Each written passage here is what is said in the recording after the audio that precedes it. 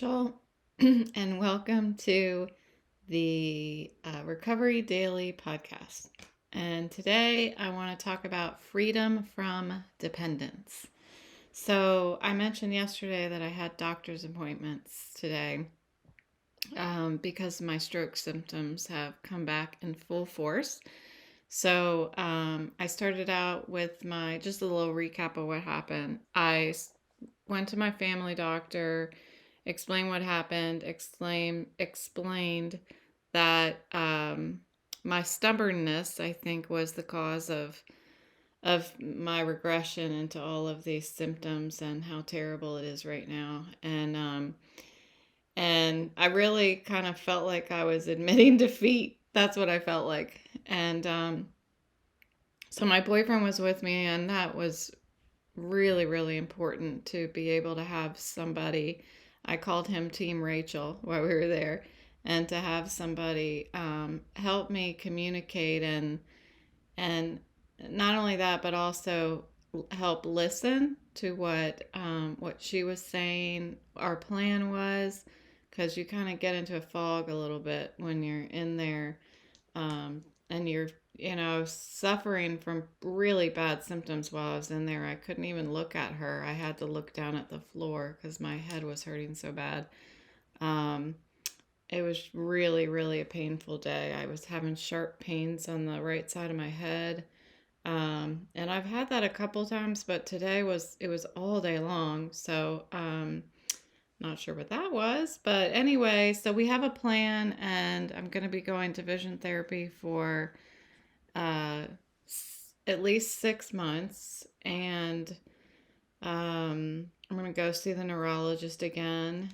The neurologist I had back when I first had the stroke um, was just kind of tracking my symptoms, and then once I got off of Eliquis, the blood thinner, I was expressing to him that I was still having the headaches, and so he ended up prescribing migraine medicine to me. I think I talked about this in a previous episode. So I ended up stopping going because it wasn't working, and he was upping the prescription, and that was the wrong decision for me to make. I've made a lot of wrong decisions here and in this whole journey, but I can wake up one day and change my decisions. That's what we get to do in life. So that's what I've done. So I also went to the vision therapist today, and that was my first time at this new vision therapist, and she was really understanding. It was great. That's what I've been really liking about the vision therapist is that when I talk about my symptoms, they're like, yes, yes, yes, I understand, and I haven't had that a lot. The neurologist really didn't understand. He said that headaches are very unusual for somebody who's had a stroke, which I thought was weird because that's where it happens in your head, but I guess it's not usual. There's I don't know, a lot of other pains and lack of mobility and stuff like that that usually happens. So having this vision therapist really understand where I'm coming from. They deal a lot more so with people who have concussions, but it's all traumatic brain injury. So they are treating me similar to how they treat people who have concussion. So I'm hopeful, and I'll take it. That's what I needed. I needed to turn my frustration and my throwing my hands up into hope. So that's what I've done, and I'm looking forward to going back to the vision therapist next Thursday, and we'll do another session, and I'll keep you updated on how that goes. So the topic of freedom from dependence is, I think you could probably maybe guess some of the angles on this, but it starts with making the decision. We have the ability to make choices, and when I was drinking, I did not think I had a choice to drink. I thought I had to, which might sound very strange to somebody who is not an alcoholic, but I didn't think I had the choice to not drink. I had to do it. If I didn't do it, I didn't feel well. And and so there's that kind of choice that we have. And what I didn't realize when I was introduced to the program, um, is that I had to make another choice. And just like we make a choice, we make choices all day, every day. Um, I had to make a choice to be willing to believe in something bigger than myself, because my decisions alone were what got me in that mess of, well, you know, drinking and then all of the bad decisions that came with drinking. And um, sorry, I'm having a hard time thinking today again. I've had a very painful head day. Um, so we have I had the choice to be willing to get help. And that's all I needed. I had to admit that my life was unmanageable. I couldn't live that way anymore. And so the willingness for me came out of desperation. And I can't help but find the similarities in the situation that I'm in right now with my stroke. And that's really why I feel like this podcast was important for me to do, because they seem to be aligning so much. The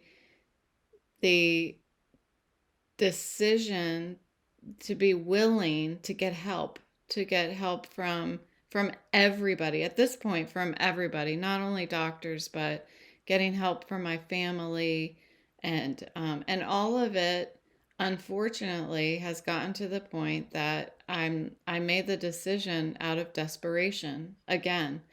The same thing they talk about with hitting rock bottom when you're an alcoholic.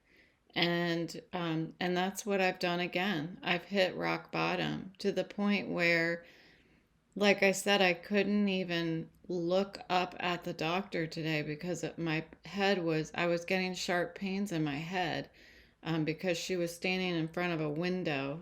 So it was like backlit and I could see the parking lot and the cars behind it. And, I've clearly hit rock bottom. And so I've become willing to accept help. And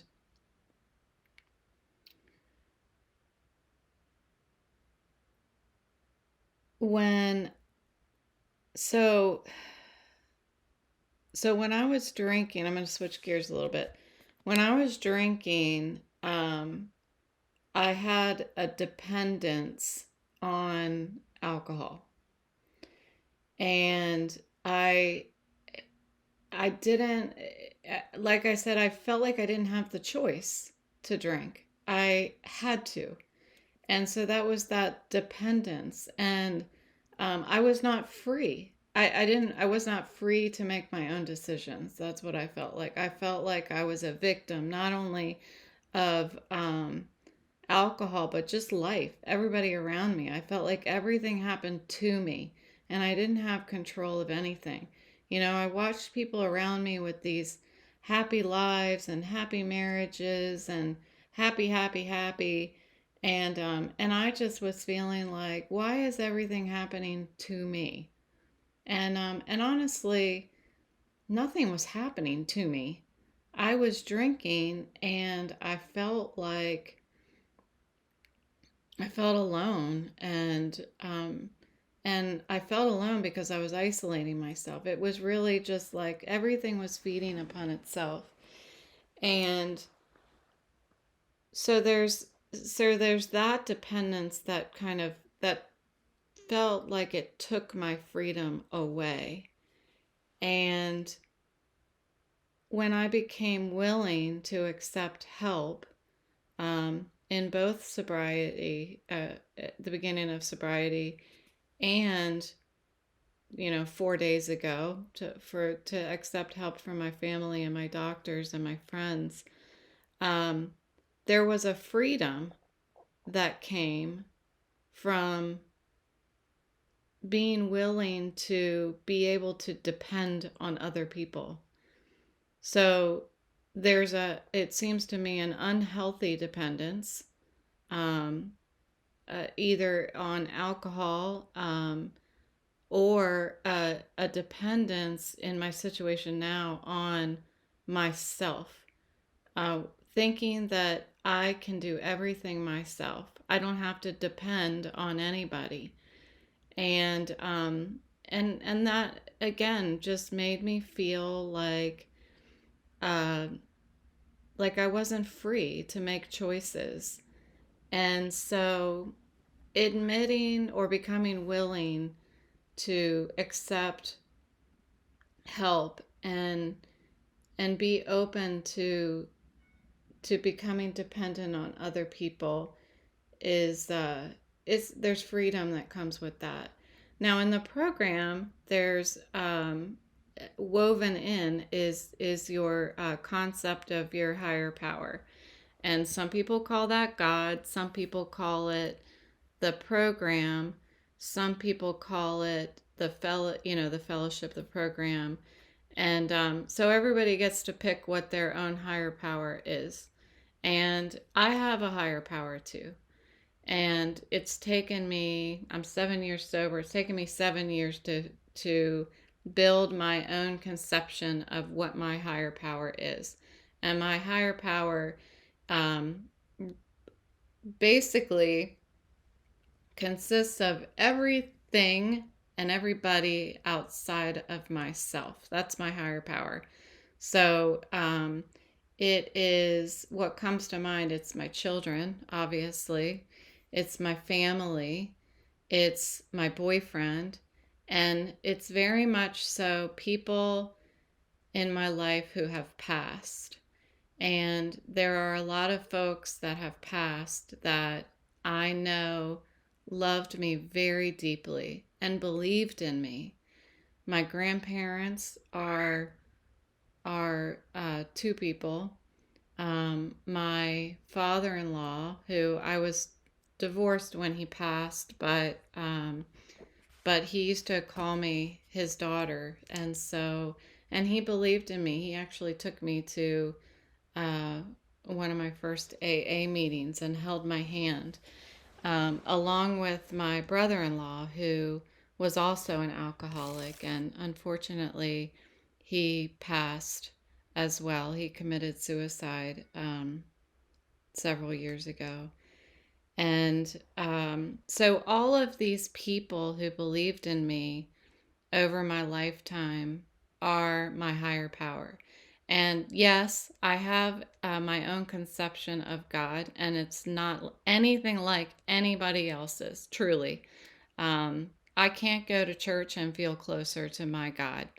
I The way that I feel close to my God is when I'm alone and by myself, and when I don't talk about it to anybody else, because I don't need anybody to judge me about whether or not I believe in God, or what my God is like, or anything like that. It's nobody's damn business, and it keeps me sober. So this is what my higher power is, in summary. And when people pass now, they become included in my higher power. So it still feels recently, but it's been a year and a half, a very important person in my life passed away.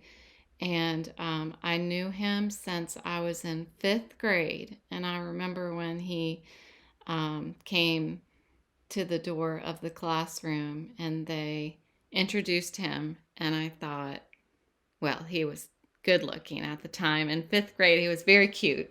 And so I remember that moment very, very well. But he has passed. He passed a year and a half ago, and he died of my disease. He died of alcoholism.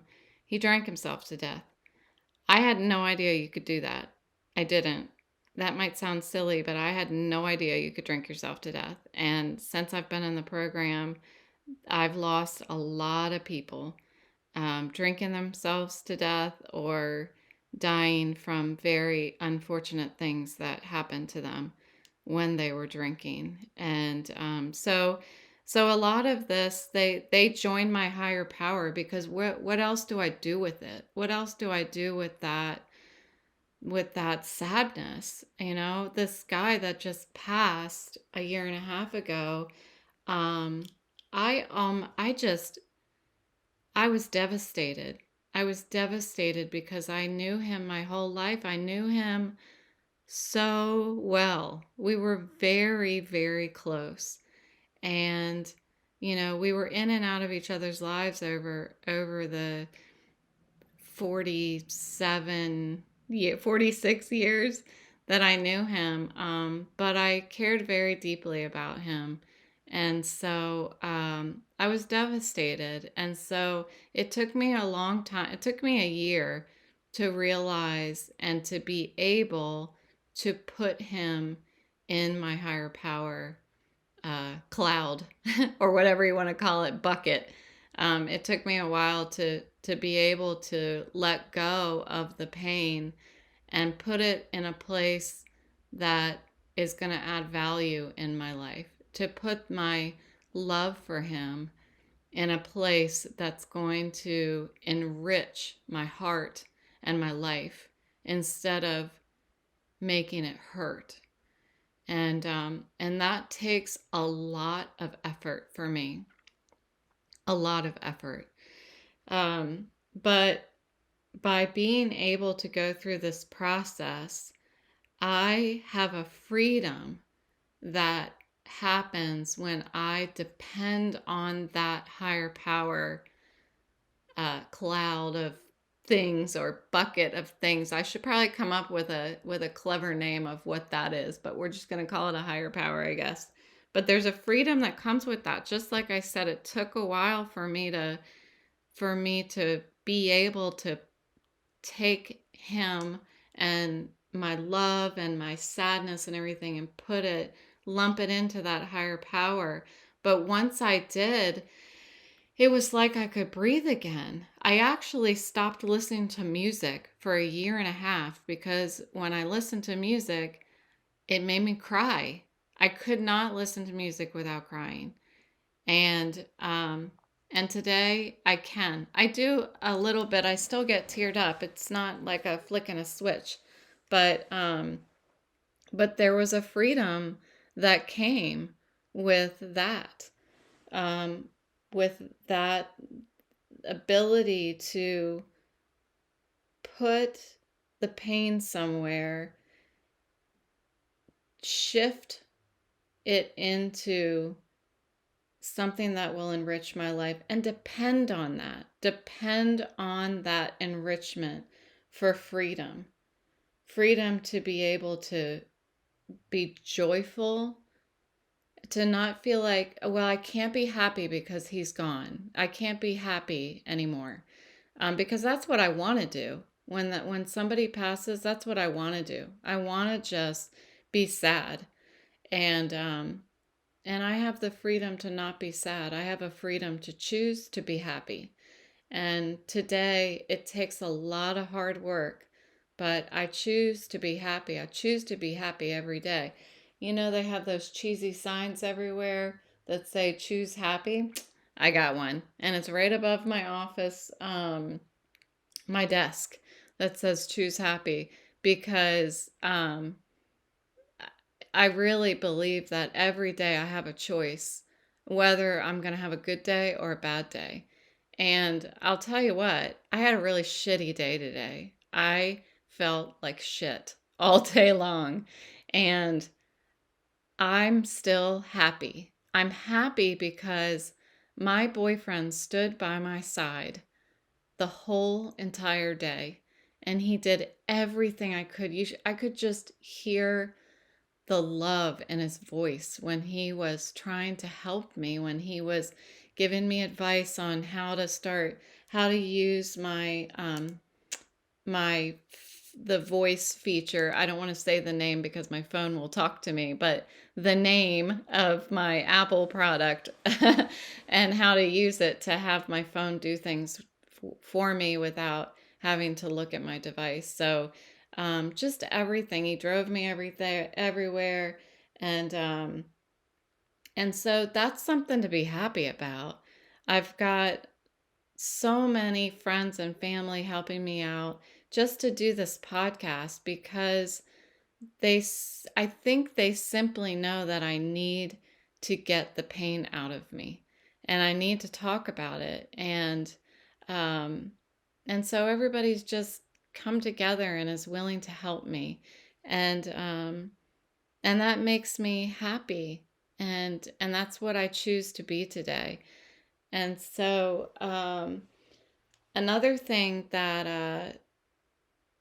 I learned in I learned it in the program, but then interestingly enough, there was a lady who texted me in the stroke forum that I had posted on that recommended or suggested that or shared her experience with her husband who had a stroke, that it's important to remember that we're allowed to get sad. We're allowed to be sad. Like, choosing to be happy doesn't mean that I'm never sad. Like, I'm not going to be like, no, you can't be sad today. If I want to be sad, I'm freaking sad. But it's choosing to do that. It's when I was drinking, I was just plain old depressed. I wasn't choosing to be sad. Um I just really existed. That's what I was doing. I was just existing. And and so in the program, we say that if we hear somebody say, "Oh, I have to go to work," or "I have to go to the doctor," or I have to make my amends to this person. We correct them and say, "You don't have to do it. You get to do it." And so the person in the stroke forum reminded me of that she learned that from her husband's therapist. So it's nice to know that there are people outside of just the alcoholic community that know this concept of being able um, to remind ourselves that we get to do things, and that helps me to choose to be happy each day. And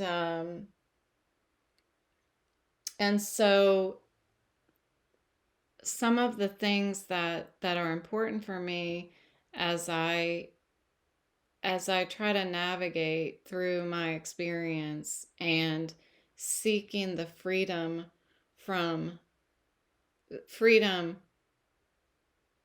through dependence on my higher power, um, is tolerance and practice. It takes so much practice to get up every day and remind myself that I'm an alcoholic, and today to remind myself that I had a stroke. I had a life threatening um, traumatic brain injury.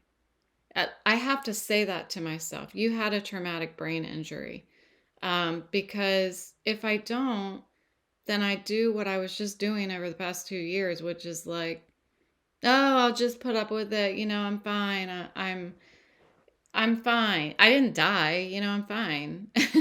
and um, and I really have to practice these things, like practice doing the next right thing. The next right thing for me is to go to bed at a decent time so I can get 8 hours of sleep. The next right thing for me is to wake up in the morning and go to my AA meeting. Um, the next right thing for me is to make my neurologist appointment, make my doctor's appointment, go see the vision therapist. So I am going on short-term disability, and my doctor encouraged me to consider that taking care of myself right now, scheduling doctor's appointments and this rehabilitation and everything, that's my job now. And my payment is to feel good. That's what I'm getting paid with is to feel good from it. So I'm trying really hard. I'm new at this. It's only been 4 days that I've really made this decision. So um, I can't say that I'm 100% confident that I'm just like, yay, I don't have to work anymore for 3 months, and I'm not feeling that way. I'm feeling like I'm kicking and screaming. That's what I feel like right now. But I'll get there if I continue to talk about it through this podcast and keep practicing the next right thing. I'll get there. And I mentioned tolerance, and that is really for me the daily, almost hourly frustrations and discomfort that I'm dealing with. That's my tolerance. I bet you thought I was going to say tolerant of other people. I don't know if you thought I was going to say that, but it's really tolerant of myself. And so I'm practicing that as well. And more than anything, I'm practicing a lot of humility and and and taking suggestions. One of the things that I learned in the program, a big thing that I learned in the program was uh, that that I needed to take suggestions from other people who have walked the path before me. And the first time I went to rehab, I did not take everyone's suggestions. I went to rehab and then I decided I was just going to do a few of the things that were suggested to me. I was going to pick and choose. And I had what I call a wanter. This is my wanter. My wanter was still on, so I just did the things I wanted to do. And the second time I went to rehab, 8 months later, I turned my wanter off, and my wanter has been off ever since. There are still things I want, like ice cream every night. But I turned my wanter off, and instead I do the next right thing, which means, like right now, it's 9:11 at night, and the next right thing is for me to end this podcast and go to sleep. So I get my 8 hours of sleep so my head feels better tomorrow, hopefully. So, so I'm taking suggestions, listening, opening up my heart and my willingness so that I can heal. And that's how I healed from, I continue to heal. I'm never going to be a cured alcoholic, but every day I continue to recover from alcoholism. And this is how I plan to continue to recover from my stroke. So, with that, I'm going to end it. And thanks for listening. I'll talk to you tomorrow.